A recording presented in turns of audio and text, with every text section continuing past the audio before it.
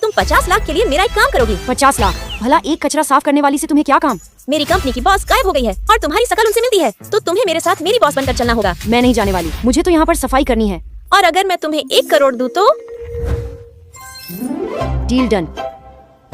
पर तुम अभी भी मेरी बॉस जैसी नहीं लगती हो। लगता है तुम पर बहुत काम करना पड़ेगा। और फिर मैं मेरी बॉस के हमशक्ल को बॉस जैसा दिखाने में लग गई।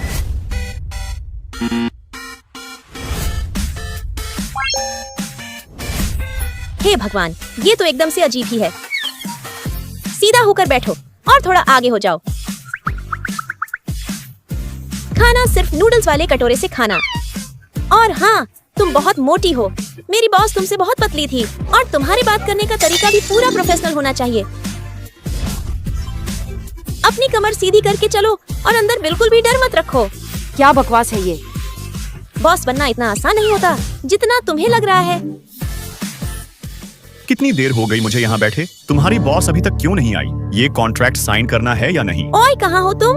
अब कोई फायदा नहीं, क्योंकि तुम जो मजदूर लड़की लाई थी उसे मैंने दुगुने दाम पर खरीद लिया। क्या? वो तुम ही हो ना जिसे कंपनी का बॉस बनकर जाना है? तुम्हें उसने कितना दिया? 50 लाख या 1 करोड़? मैं तुम्हें 2 करोड़ दूंगा, बस तुम आज ऑफिस में मत आना। जैसा आप बोलो। 2 करोड़ के लिए तो मैं कुछ भी करूंगी। रोहन सर, अब कंपनी का ऑफिशियली बॉस मैं हूँ। चलो कॉन्ट्रैक्ट की बात करें। ये रही हमारी प्रोजेक्ट फाइल। ठीक है, मुझे तो डील से मतलब है। आज से ये। किसने कहा मैं नहीं आई?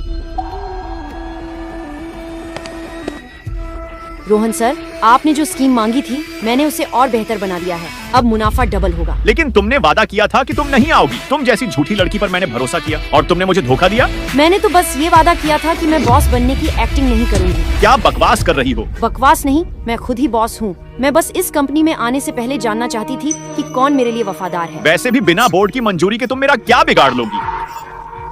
मुझे तुम जैसे 2 कौड़ी के आदमी का पहले से ही पता था, इसलिए मैंने पहले ही बोर्ड के सामने तुम्हारे खिलाफ सारे सबूत दे दिए। अब जेल जाने के लिए तैयार हो जाओ। हे भगवान, मैं तो बर्बाद हो गया। रोहन सर, इस ड्रामे की वजह से आपको जो तकलीफ हुई उसके लिए माफ करना। कोई बात नहीं मैम, ये बहुत सही किया आपने। और इसके साथ ही आज से हम बिजनेस पार्टनर बनते हैं।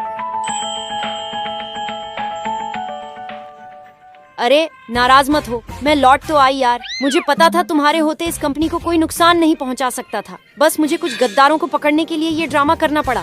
मैं वादा करती हूँ अब दोबारा ऐसा कभी नहीं होगा। चलो अब मान भी जाओ पागल। बात मत करो मुझसे।